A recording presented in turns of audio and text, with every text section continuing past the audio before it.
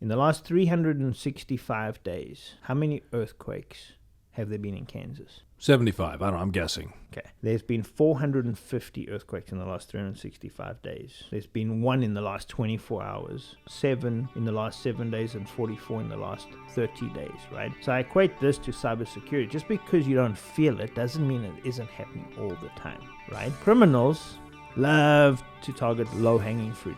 They want the easiest possible route. Okay. So if you can take steps to move yourself up that tree, right? Get yourselves out and maybe reach a little bit, put yourselves higher up in that tree, then you're eliminating a lot of your risk.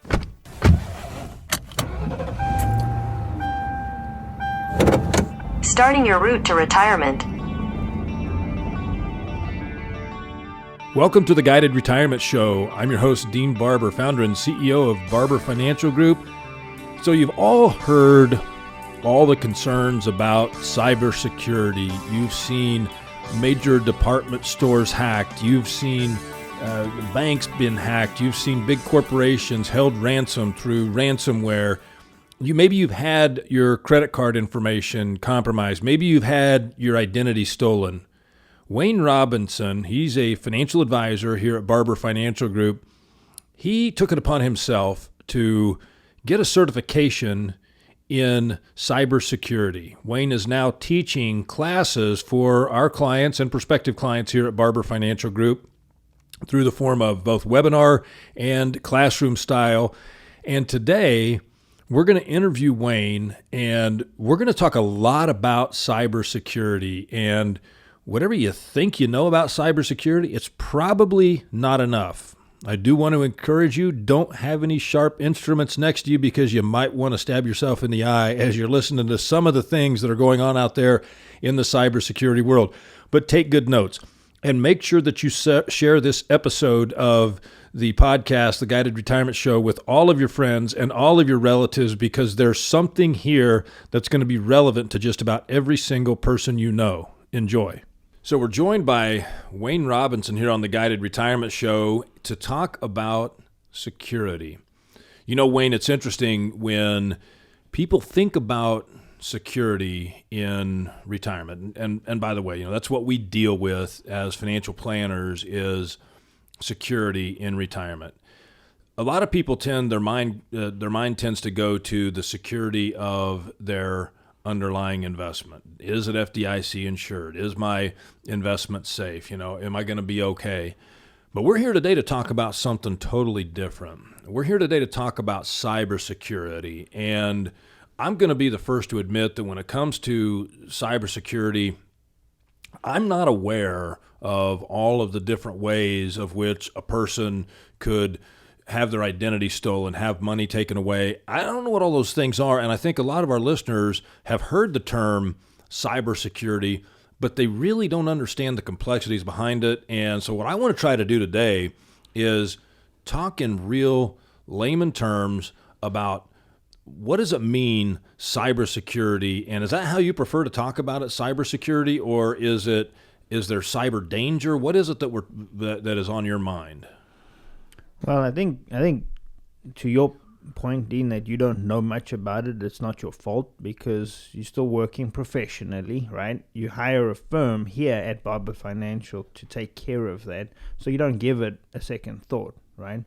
But if you're retired and you're at home, you're working on your own technology, right? You don't have a firm that's going to be doing all of the security for you. You're alone, right? Or your computer's at home, right? Your computer's at home. You buy a computer. By default, you're the administrator on your computer, right? And what about like personal devices, iPads, iPhones? What about like anything like the Alexa? Right. Those types of things are there threats around Absolutely. Those types of devices as well? Yeah. So Alexa, is it funny? It is funny because it by spying standards, Alexa is every spy agency's dream device, right? Something that is constantly on in your home that listens constantly, right? So if somebody can hack into that device, I don't understand how you hack into it though. Very simply. Help me understand Okay.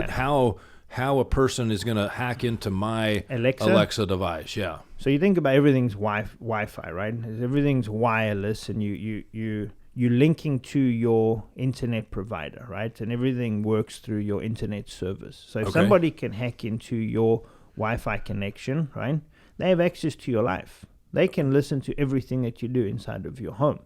So a simple cybersecurity step to take is to make sure that your Wi-Fi router at home is protected to some degree. A lot of people don't change the password.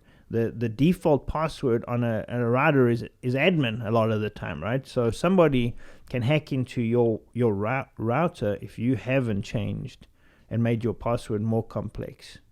So who's going to do this? Who wants to log in and listen to, somebody's wife and kids screaming at each other? It's a good point. It's a good point. There's all kinds of people in the world, right? All kinds make the world go round. But it's not just to listen to your Alexa, to you fighting with your wife, right? It's more than that, because all of your information connects, right? So if somebody can hack into your Wi-Fi, they can access everything about your life, right? They can get into your Google account. They can get into it's all interlinked, right? So here's an example. Let me see if I'm on track here. So my wife got a new pair of shoes, and my sister-in-law was over at the house, and they were talking about this new pair of shoes that she got. They may have mentioned the designer that made the shoes, the color, or something like that, but they were having a conversation about these shoes. 10 minutes later, she gets an email about a promotion from this shoe manufacturer, right? So does that mean that somebody hacked in there, or is that just Alexa listening to that conversation and then using the information that it gathers to promote the sale of goods to the consumer? Which one is that? Have I been compromised in that nature? No, that's the nature of the world we live in today. So it's constantly listening, and you are the product, right? So as long as you understand that you're the product, so let me reference Mark Goodman real quick. Just introduce him to our conversation, because he's the inspiration to our firm as a whole for doing what we're doing, trying to help clients protect themselves, right? So his saying is the most expensive things in life today are free, right? So all of these services, Google gives you a Gmail account with unlimited storage, your photos, unlimited storage. That's not free to them, but it's free to us. And you got to ask yourself, how is that even possible that they can provide us with all these wonderful services for free?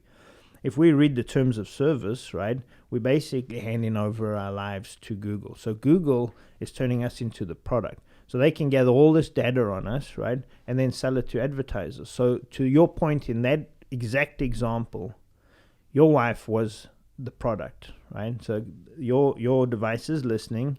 It's an algorithm. There's not some guy sitting there with headphones on listening like we can picture the CIA, right? It's an algorithm finding keywords, key phrases, and then linking that in this big network of cyber world to a product. And then your advertising campaigns are going to be very specific to what you talk about. So then that same advertiser ads might show up on her Instagram account or her Facebook account or something like that. Right. And this the race for big data is whoever owns the data is going to own the world, right? If you think about it like that. So Facebook would be a competitor of a Google, right? Because they want to own the data, right? Okay. So they're not all interconnected. But this isn't financial data. This is just lifestyle data. Well, I mean it's data. Data is data, right? So it doesn't make any sense to me. I mean, what is this a security issue then, or is this just more of, you come out with the advent of the digital video recorder, the DVR, or you can pause live TV or things like that, or you can skip through commercials. Is this a way then that advertisers have come up with to target the consumer because they're skipping through the television commercials, and we got 100%. XM radio. We can get through those. I mean, there's a lot of radio stations, I think, now that you're going to be able to pause live radio, and you're going to be able to skip through the commercials on live radio. So is this how these companies that are gathering this data, then they're going to make money by the retailers then buying the information and then target who they're going to market to? Is that the deal? That's exactly right. It's every advertiser's dream, right? That they can be very target specific. Somebody's talking about tires for their car, right? Let's send commercials about tires to that person, as opposed to just blanket sending out commercials for tires to a huge audience where maybe 3% of the audience might be interested. You can have 100% target specific advertising. So in that method, maybe it's a little creepy, but to me, I don't have an issue with that. If I'm looking for something and somebody says, hey, we've got your product, it's right here, we've got a better deal than somebody else, I want to know about it. I may not know to go to search for that. So, right. So I think there's some people that might think, well, that's pretty cool. Yes, I agree. And for me too, I sometimes feel the same way. It's like, hey, it cuts my search time down significantly, right? However, where does it go from here? That's the question, right? So is this where it gets scary? This is where it could get scary, right? So if all this data is being collected about you, right, and it's being listened to, how realistic is it to think that in the future, when you're applying for life insurance, right, some of your data has been recorded that you had an issue, right? I don't know. Somebody at home might be talking about the fact that they depressed and on antidepressants, right? Now you're applying for life insurance. What are your premiums going to do based on that information that maybe that insurer has purchased, right? So there's some risks out there to keeping your information private, right? But I'm like you, and I fell into that same camp, and a lot of people do. I got nothing to hide, so why do I care, right? The reality is everybody has something to hide. We all have something to hide. We have intimate moments in our houses that we don't want anybody to be privy to, right? Right. So, yeah, is there a happy balance? Is there a happy medium that we can find between keeping our private lives private and making ourselves available to big data? I don't know. All I know is that there is an underlying threat, right? So this is what I equate it to, and I'm going to ask you, Dean, this question. I'm not going to let you see the answer. Okay. In the last 365 days, how many earthquakes have there been in Kansas? 75. I don't know. I'm guessing. Okay. There's been 450 earthquakes in the last 365 days. There's been 1 in the last 24 hours, 7 in the last 7 days, and 44 in the last 30 days, right? So I equate this to cybersecurity. Just because you don't feel it doesn't mean it isn't happening all the time, right? So if we can, I talk about low-hanging fruit. Criminals love to target low-hanging fruit. They want the easiest possible route, right? Okay. So if you can take steps to move yourself up that tree, right? Get yourselves out and maybe reach a little bit, put yourselves higher up in that tree, then you're eliminating a lot of your risk, right? Because okay, but let's talk about what the risks are, Wayne. What is it that people are trying to do? What are the risks out there that we face? And so let me give you. I mean, and maybe I'm all wrong here when I think about cybersecurity. So my wife and I recently took a vacation, and we were over in Europe, and all of a sudden we get back, and there are charges still going on the credit card. So we get the fraud alert, and was this you? You said you were going to return back to the U.S. Now, we made very clear and called the credit card companies of the credit cards that we knew that we were going to use while we were in Europe and said, we're going to be in these countries on these days, okay. Right? And we're going to be back in the United States on this day.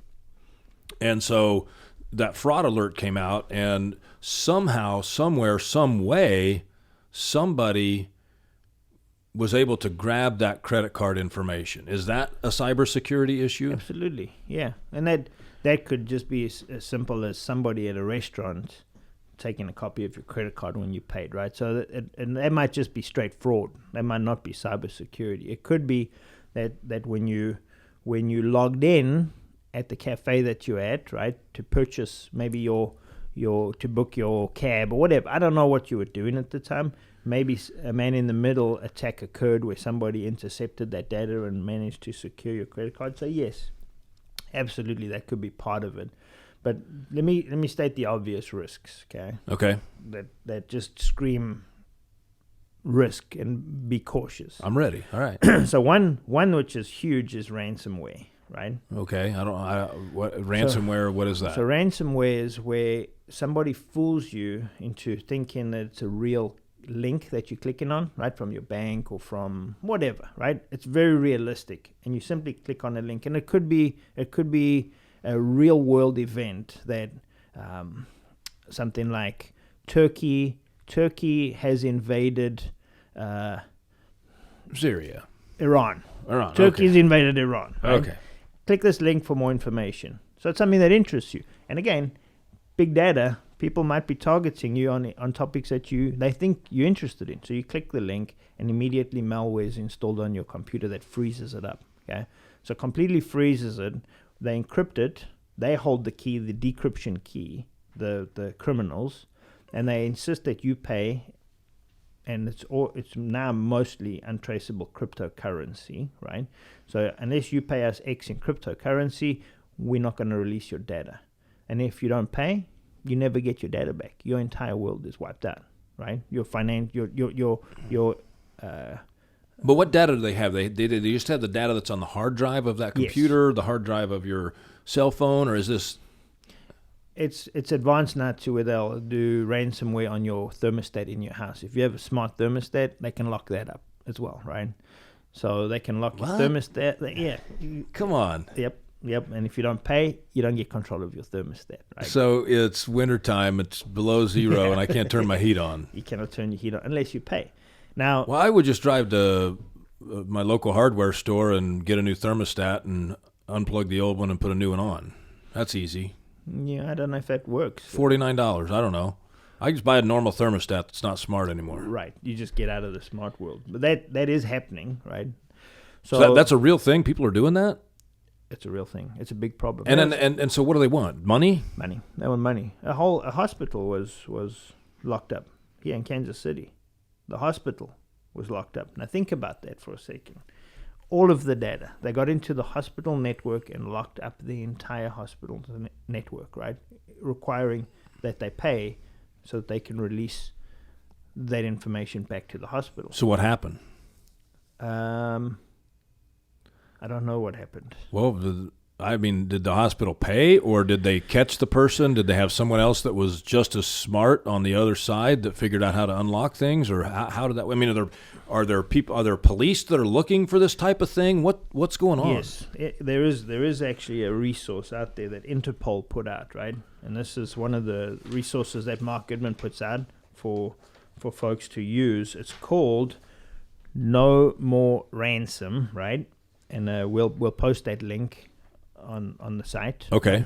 No More Ransom. No More Ransom. NoMoreRansom.com. So what they're doing is they're breaking ransomware and then posting instructions on how to unbreak ransomware. But that's on old ransomware, right? So there's new ransomware coming out all the time. Criminals are obviously trying to stay ahead of the police. That's what they do, right? But that's a resource. So if you do get locked up, they don't tell you, they encourage you not to pay. And the reason that they say don't pay is because a lot of the time you pay, and there's little tutorials on how to buy cryptocurrency in the ransomware, right? So don't worry if you don't know how to buy cryptocurrency. The criminals will teach you how to do it. Well, okay. It was Truman Medical Center. Okay. Yep. And they paid. Interesting. So they paid a small amount. All right. So Paul just brought that up here. So they paid. They did pay. They paid. Well, that's important data, right? I mean, think about that. So if they hadn't paid and they never gave them back the information, think of the significance of that. That's crazy. So how do they catch these people? They don't. Well, I mean, if they're hacking in and they're getting in, there's got to be some sort of electronic, some way that they're able to identify who it is that's doing it or where it's coming from, is there not? This is important point you bring up. You think about crime in the old days. You rob a bank. It's a location specific. It's a jurisdiction. I robbed a bank in Bentendorf, Iowa, right? It's the Bentendorf, Iowa police, right? That'll try and catch the criminal. I didn't know you were a bank robber.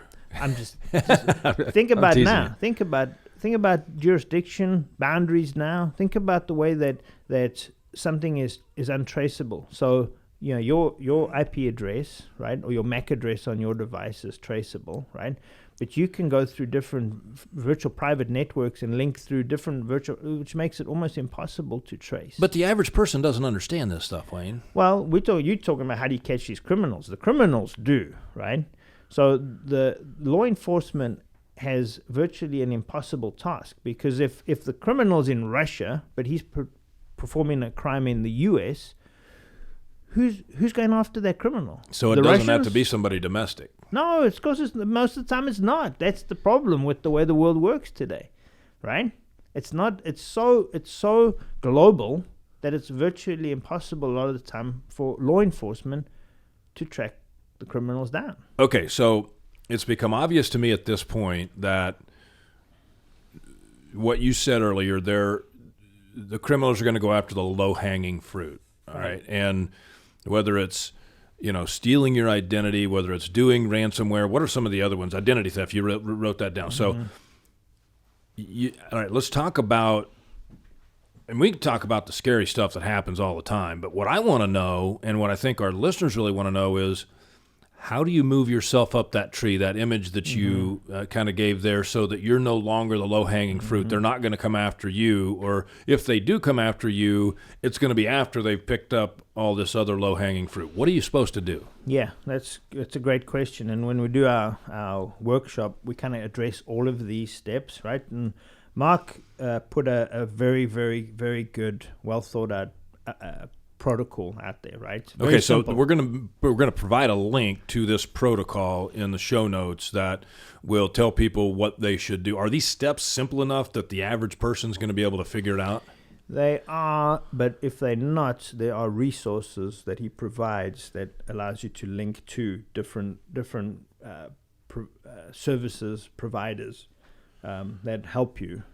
So, for example, he'll mention a company called Dashlane as a password management provider, right? Dashlane. So Dashlane is an example. And is that one free, or does that cost money? It's free. It's free up to a certain number of passwords. Beyond a certain number of passwords, you have to pay. But you also have identity theft protection. You have a virtual private network as an option. So their service can be expanded to cover a lot of different.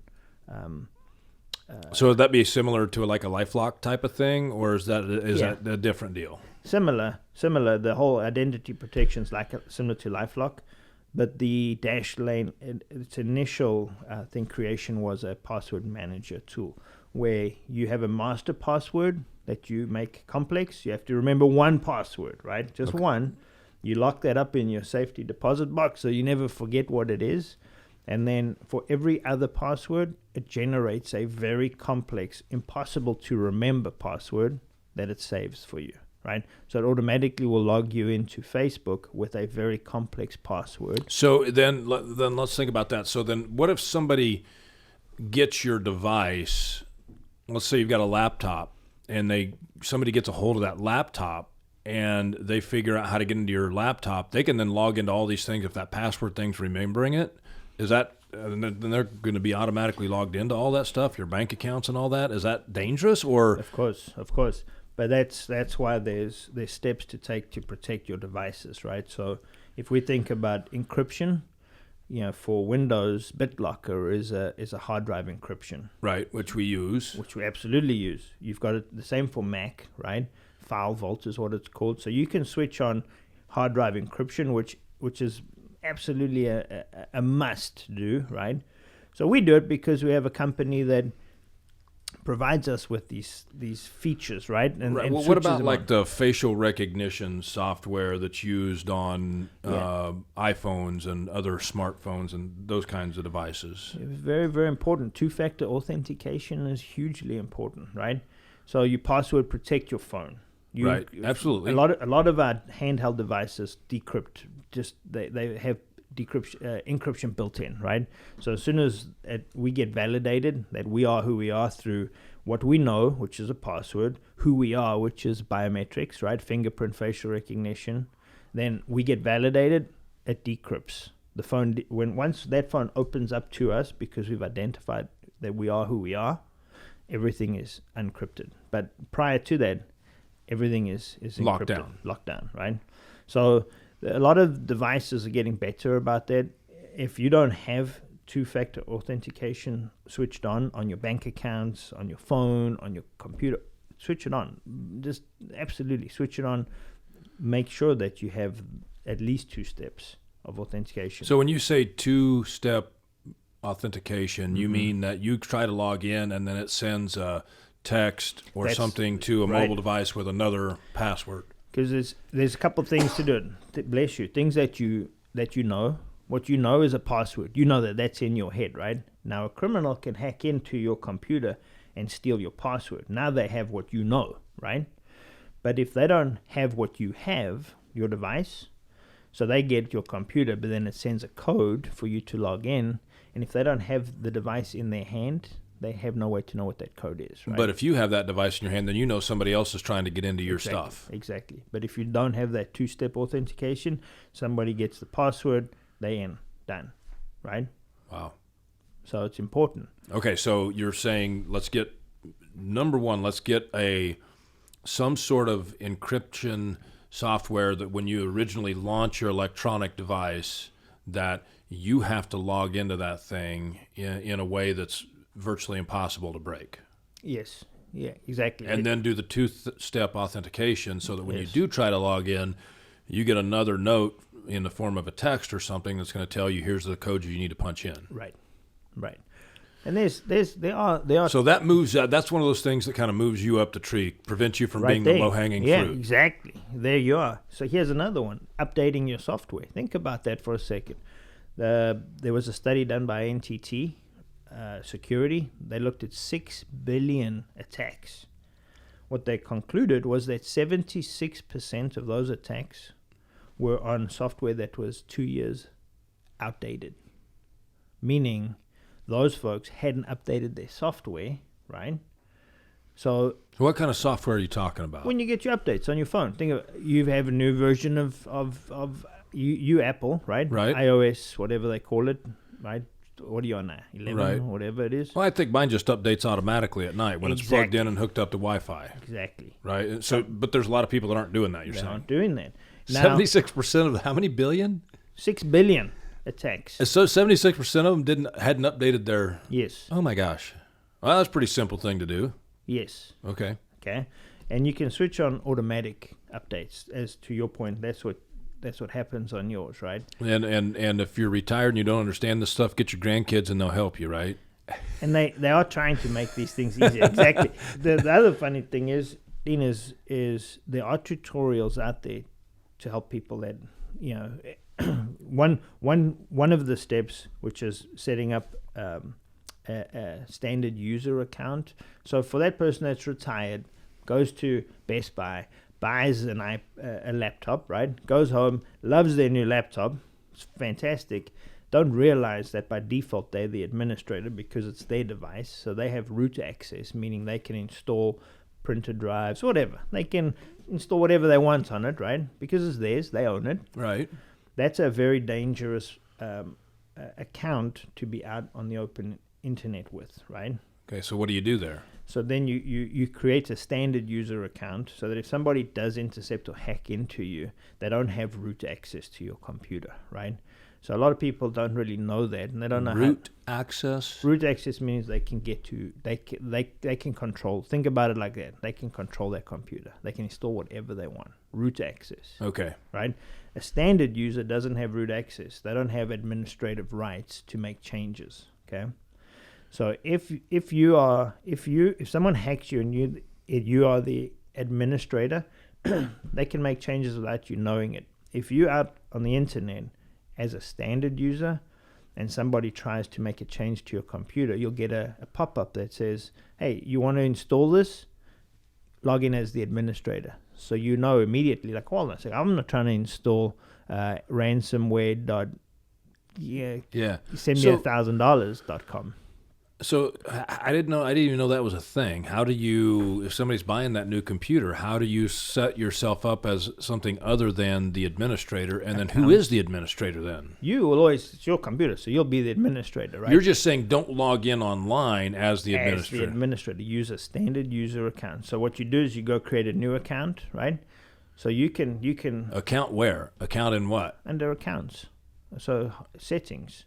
Accounts. Okay.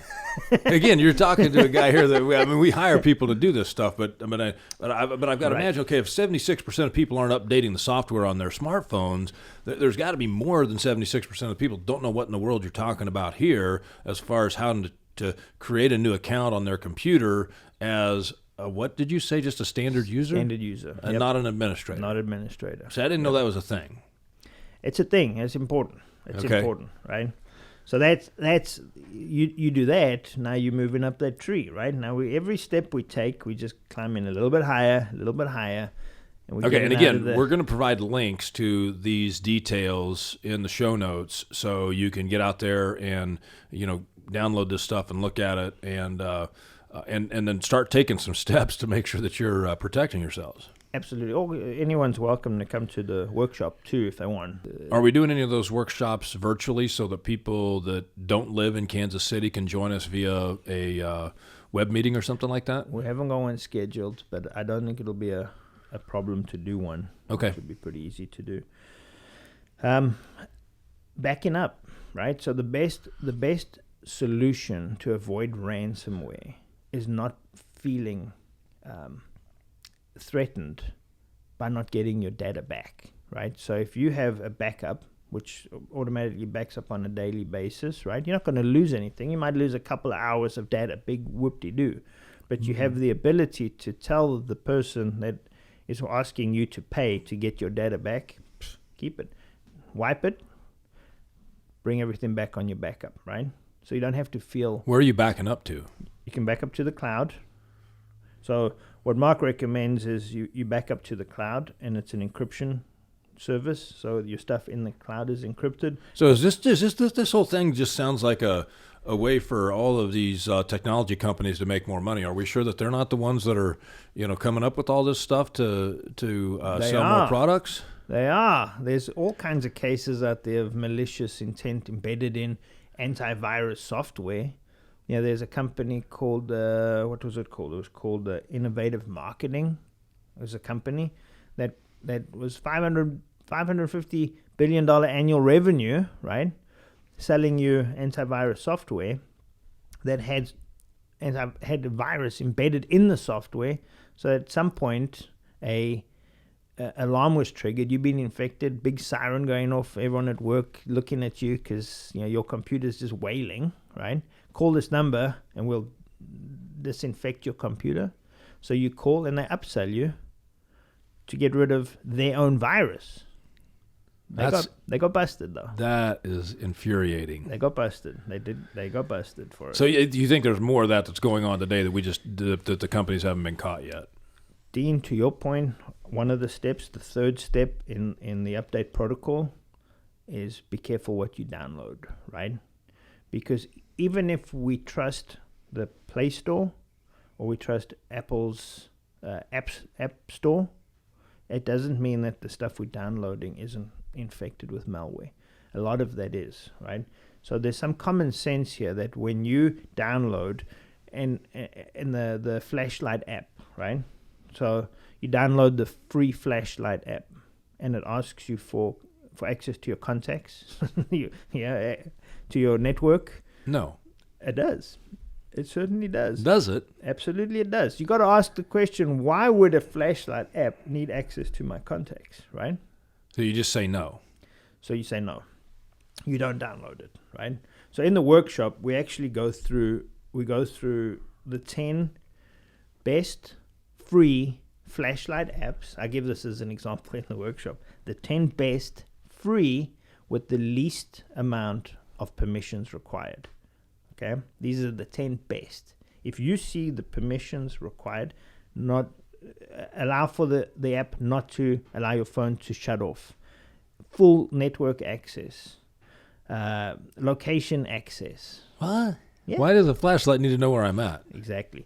So, and those are the 10 best presented in a publication specifically. Can we make a technology. link to that publication as well? Absolutely. Okay. Yeah. So you can go see it. Permissions required. So what you download is hugely important. You got to pay attention to the terms of service, right? No one reads them. You just say, I agree and move on. You say, I agree and move on. But what we're agreeing to will mortify us. There was a company out of England that ran a test to see how many people would buy their services based on them typing into their term of service that on a day in October 31st, 2020, they will own your soul. Never, ever relinquishing control of your soul. Again, right? Something crazy like that. That everybody bought the product. No one read the terms of service. It was like something like 89% of people that when they put that line in the terms of service still bought the product. Oblivious to the fact that they just handed over their soul to this. Now, that wasn't a real thing, right? That wasn't exactly what they put in the terms of service. You're just using that as an example. No. They put that in the terms of service. That's what they put in the terms of service. Get out of here. Yes, that's what they put in the terms of service. Yep, so what was the point of this test? Just to prove that people are... They don't read it. They don't read it. Okay. They don't read it. Yep. And Google Docs. This is a crazy thing. Google Docs, for example, right? If the author of the Harry Potter series, right, had written and saved her work in Google Docs, Google technically owned that, right? They own that information. That terms of service gives them right. LinkedIn, they own everything you post. LinkedIn owns it. If you read the terms of service, they own it, and they have indefinite rights to it. What do you mean they own it? What are they going to do with it? Whatever they want. They own it. They might do nothing with it, but they own it. Who's looking at all this mountain of data? That's what's mind-boggling to me, is that if you've got billions of people around the world that are using these services, who's actually who's going in there and searching for usable data to attack or to do things that are malicious? Well, malicious is if you get hacked, right? So you think about Target being hacked, right? So what information does Target have available to the criminal that hacks them, right? So don't get me wrong. I'm not saying that everything is malicious, right? But that data's out there. So the wrong person that grabs this data can use it maliciously, right? So do you have any statistics, Wayne? And I know I'm not letting you finish answering that question, but my mind is going 100 miles an hour here. What are the statistics on how many people a day are getting hacked and are having issues? Do you know that? Well, yeah, I do. How about there are nearly 1 million new malware threats released every day. What? Every day. 1 million new.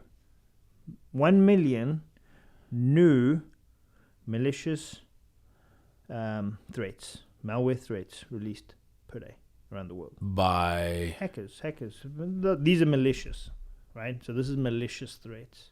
So you think about trying to stay ahead of that. So it's not just a couple of dudes out there that are... No, it's big. It's big time. Is this organized crime? Is this just an individual sitting out there doing stuff? What is 80% this? 80% of hackers are now working with organized crime. 80%. So it's organized crime to a large degree.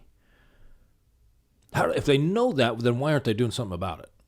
Well, they're trying. We are. Yeah, we are. Yeah, we sit. You and I sit here. We're trying to do something about it. All we're doing is building awareness that people need to protect themselves. Well, what else can you do? I don't know. What can the authorities do? I mean, there's got to be a way to stop this. Again, going back to whose jurisdiction, who works, you almost need a global law enforcement, right, designed to, but maybe that exists. I don't know that it does or it doesn't, but that would be the answer to the problem, because you can have no jurisdiction, right? Right. And then where do you punish the crime? So if a criminal in Russia steals money from a bank in New York City, right?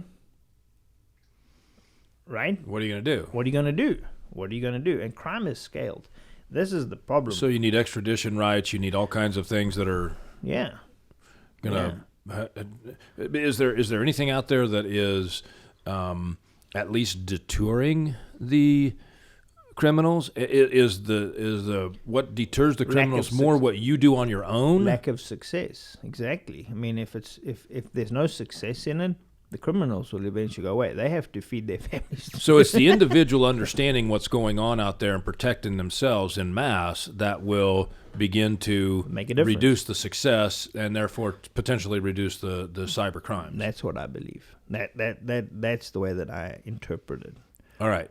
You gave out in our last workshop these little camera covers that have a little slider on them that open up so that then you can see the camera. So if you're doing a web meeting and you want to share your camera with somebody, they can see you, you can see them, that type of a thing. But otherwise, you want that thing closed so that your camera isn't on all the time. Why?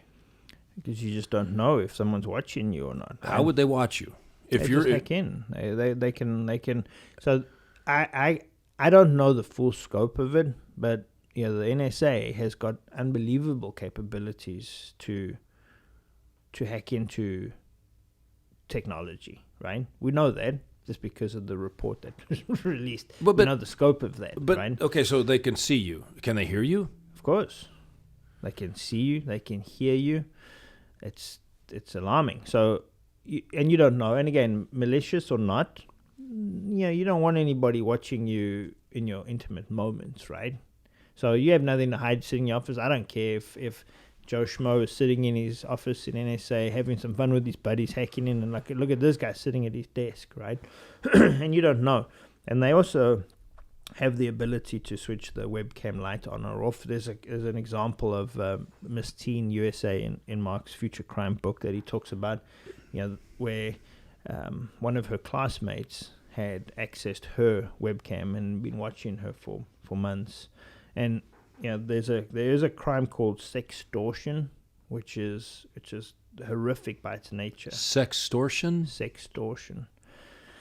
So one of the different than extortion, yes. And they're basically, what are they doing? Selling videos? So what or pictures, or what are they doing? One of the stories that was most impactful was this little Canadian girl, Amanda Todd was her name, that was referenced in the Future Crimes book. Okay, wait, hold on. Future Crimes book. That's Mark Goodman's book that he wrote, and when it's called Future Crimes. Let's put a link to where people can go purchase that book. They're out on our show notes too. Future Crimes. And he opens the book with the opening to the Matrix, right? Red pill, blue pill. Take the red pill, put the book down, continue with your life blissfully tomorrow. Or take the blue pill, continue into this book, and I'll just reveal the truth to you, but your world will forever be different. So I bought the book. So which pill am I taking, right? So I took You took the blue pill. I took the blue pill, and you remember how crazy I was around the office for a while. I was all freaked out by it, right? Yeah.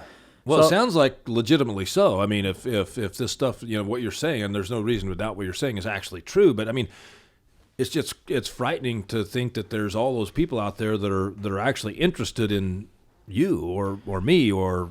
There's all kinds of weird people out there. So this Amanda Todd gets befriended, as she thinks, by one of her peers, right? She doesn't know the person on the other side. He's projecting himself to be something that he was not. So she mistook him as one of her peers. And he was very complimentary to her, built her trust, and eventually convinced her to flash her boobs, okay? Taking pictures of this all the while, and then use that to sextort her. So he said, if you don't continue to perform sexual acts in front of your webcam, right, I will release these pictures to your entire contact list and everybody in your school. Wow. Right? So she chose not to, but he released all of that information anyway. She was bullied so severely to the point that she ended up taking her life. She committed suicide, right? How impactful is that story, right? that's sextortion. They ended up catching that guy. I was going to say, I hope they did. Catching. I just couldn't wait to get to that part in the book. Like, did they catch him? And he was a pedophile in the Netherlands. So she's in Canada. He's in the Netherlands. He's a 38-year-old that was convicted of this crime. But he had been doing it to people all around the world. She wasn't the only victim, right? So that's sextortion. It happens. Unfortunately, it happens. But this is why you cover up your camera. This is why you cover up your camera. Because for that Miss Teen USA, she would have solved her problem. I mean, obviously the guys hacked into her webcam, which is a big problem. But if she had a little sticky note covering her webcam, problem solved, right? Right. Obviously, she obviously wants to get the person out of her computer, looking at her through her webcam. But one of those little sliders that we give out, you just never know.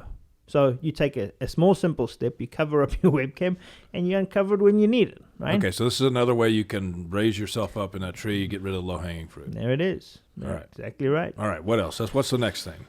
Turning off, right? At a minimum, if you're not using Wi-Fi, disconnect it, right? So let's go some here. If you're using a device that has a cellular connection, is that as easy to hack into as if you're using a Wi-Fi connection? No. I would say that your cellular connection through your provider is a lot more secure than a lot of, especially public Wi-Fi. Right? So public Wi-Fi is a big deal, but if you haven't made a good passcode into your home Wi-Fi, then it's going to be easy for people to hack into there. Right. Absolutely. Okay. It's cool. And that's how they're really getting into this data. Yeah. There's an activity called war driving, right, where people can drive around and find Wi-Fi signals, right? So that's why it's important that you kind of keep your signal strength kind of toned to your facility, because if you have a strong signal that's projecting outside of the building and someone goes by and they can pick that up, right, and you haven't got a strong password and they can figure out what the password is, they can hack into your So if you see somebody driving slowly in front of your house, is that what they're doing? They're just not admiring the beauty of the outside of your house. Do you think, is that possible? Is that That's what they possible. That's possible. If it's not the postal service truck, yeah, anything's possible, right? Driving slowly, but it's possible.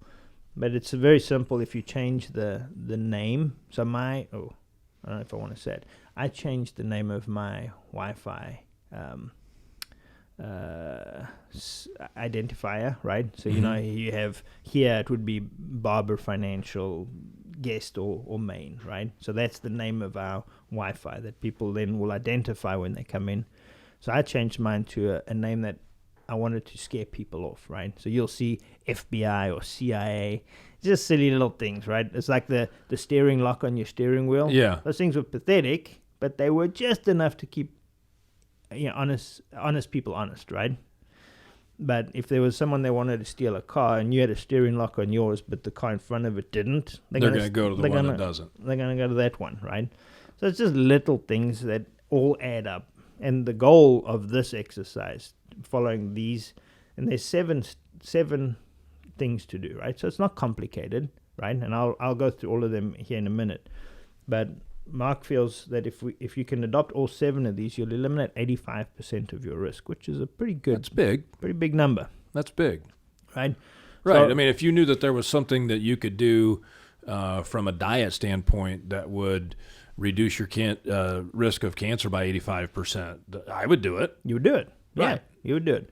And he doesn't want people to feel like it's out of their realm of possibility, that it's that complicated that Betty Joe at home at 78 years old with a laptop cannot implement every single one of these steps. All right. Well, let's just briefly go through these and then let everybody know that we're going to provide a link to these so that you can actually download and look at it and then start to do these things yourselves. Update frequently, right? We talked about that. Right. Passwords. Your password is hugely important. And I do a demonstration in the workshop where I show what a hash is, which is a jibber jabber, right? So if your password, which still, ironically, the most common used password today is still password, one of the top 4. And it What? has Come been, on. Come on. And it has been for the longest time, right? What's number 1? Admin? So it keeps changing. No, not admin. So yeah, I'll read these to you. So in 2011, the number 1 password used was password. No caps, just password. Okay. 1, 2, 3, 4, 5, 6 was second. 1, 2, 3, 4, 5, 6, 7, 8 was third. And QWERTY, right? QWERTY was fourth. And that's just going on your keypad. QWERTY across the top of the keypad. You get out. Right? Okay, so these are some pretty creative people creating these passwords. Okay, so that's 2011. And I go year by year in the workshop to say, watch how people have advanced. So as I jump out to 2019, the most common used password in 2019 is 1, 2, 3, 4, 5, 6. Then it's 1, 2, 3, 4, 5, 6, 7, 8. Then it's QWERTY. And then fourth is password still. This is from 2011. It hasn't changed much, right? So and I think this is... So you don't really have to be very smart to log into a lot of these people's... So these are the top 4. Right. So what percentage of passwords out there do these top 4 make up? Is it half the passwords? Is it 20%? Is it 80%? What's the deal? Do you know that? I don't know the percentage, but they must have run maybe a brute force exercise where they just took an algorithm that's just blanketing, trying to log into a lot of different things using a password. And I wonder if, because they actually put a finite number, 23.2 million users had 1, 2, 3, 4, 5, 6. So there's 23.2 million low-hanging fruit individuals right there. Exactly. And then another 7.7 million and 3.8 million and 3.6 million. So we're at a total of 40 million people that have those top 4 passwords. Low-hanging fruit, right? Yeah. Yep. So to all of you listeners out there, just by changing your password, you're moving up that low-hanging fruit tree. All right. Now, so you showed me something one time, Wayne, and I want to end with this. You showed me something one time about how to make a strong password, about using like numbers and special characters and these types of things. Can you talk a little bit about maybe some things that people should know when it comes to building a strong password? Absolutely. So in the workshop, I demonstrate how easy it is to crack from a hash. This is a password that's been encrypted, okay? Okay. And this is a free service. So you type password, it hashes it, and you can pick your encryption method. You can make it as complicated as you want. So I was using in the workshop SURE 512, which is a very, very, very long sequence of letters and numbers that jumbles up a password into a ton of digits, right? So you copy that long list of digits and you put it into a hash cracker, which is a free service, to see how long it takes for just this free service to decrypt that password, right? So when I type password in, just as it's typed here, password, it's instantaneous. It cracks it, right? If I take the O and put it as a number, so here we're building security into a password.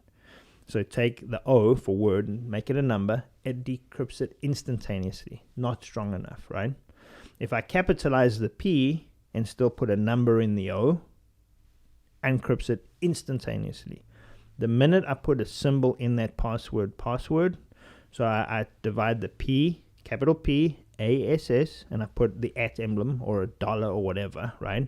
And then W, the number, O, RD, it cannot decrypt it. Really?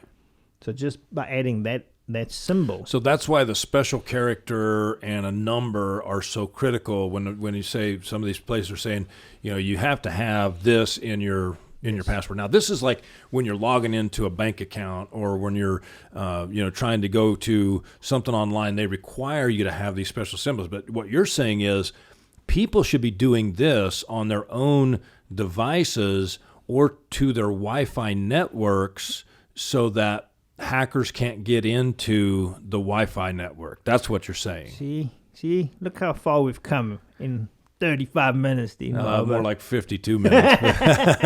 But yeah. Exactly right. Okay. And that's not enough, right? So is password enough? No. So you create a strong password for your bank, and then you still enable two-factor authentication, right? I got you. See how far up we've moved up the safe tree? Now we got a lot of work to do, Wayne.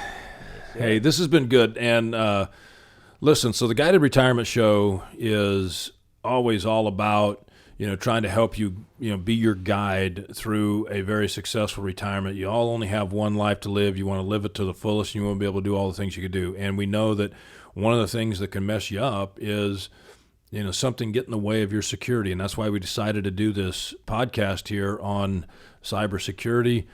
Wayne Robinson, financial advisor at Barber Financial Group. I really appreciate you taking time to come in and share your thoughts, your expertise, and the information with our listeners. Remember, go to the show notes and pick up all the different pieces that we've got out there. And would you say read that book of Mark's at your own risk? I would encourage everybody to read it, because it is terrifying and very, very insightful. And he's an optimist, so he's not pessimistic about the future of the world, right? So yes, there's some horrible, terrifying stories in that book, but in the end, he's if we can just harness the power of what we're creating, right? So it's a reality check. It's a reality check. Okay, subscribe to the Guided Retirement Show on your app now. Share this episode with everybody you know. People need to know this. And as Wayne said earlier, the more people that are aware of this and that are protecting themselves and moving themselves up from the low-hanging fruit, if we get the 40 million people to get off these stupid passwords that are instantaneously cracked, and we go a long way in curbing that cybercrime. And it's so funny, when we did the last workshop, I asked the question, has anybody in this room, and we had a full house, right, been impacted by ransomware? And a couple people had. That room had been impacted by ransomware, and fortunately, the one person that was brave enough to describe his event, he had been infected by ransomware twice. So the first time he took it to a computer repair shop, if you will, and they actually figured out a way to unwind the ransomware. And the second time he saw it loading, you've been infected by ransomware, and he pulled the plug on his computer, right? Unplugged it, cut power off, and when you plugged it back in, a couple minutes later, the ransomware was gone. Oh, wow. All right. Good stuff, Wayne. Thank you. You bet. Thanks, Dean. So that was Wayne Robinson. Again, he's a financial advisor here at Barber Financial Group, teaching us in a relatively short period of time quite a lot about cybersecurity. And I don't know about you, but it's made me think about the security that I have on just about every device that I own. I've shared this information with my children. I've shared it with friends and family, and I encourage you to do the same. This is important information. You need to protect yourself, and you need to make sure that you get it done right. So in the show notes of this section, you'll check out a link to our website, barberfinancialgroup.com, where you can find any upcoming workshops that Wayne is presenting on cybersecurity, or perhaps you can find one that he's doing via the internet. So find the show notes, links to resources, and show transcription at guidedretirementshow.com/16. That's guidedretirementshow.com/16. I hope you enjoyed the Guided Retirement Show here. And as always, I'm going to encourage you, subscribe to our podcast and share our podcast with your friends and relatives. Investment advisory services offered through Barber Financial Group, an SEC registered investment advisor.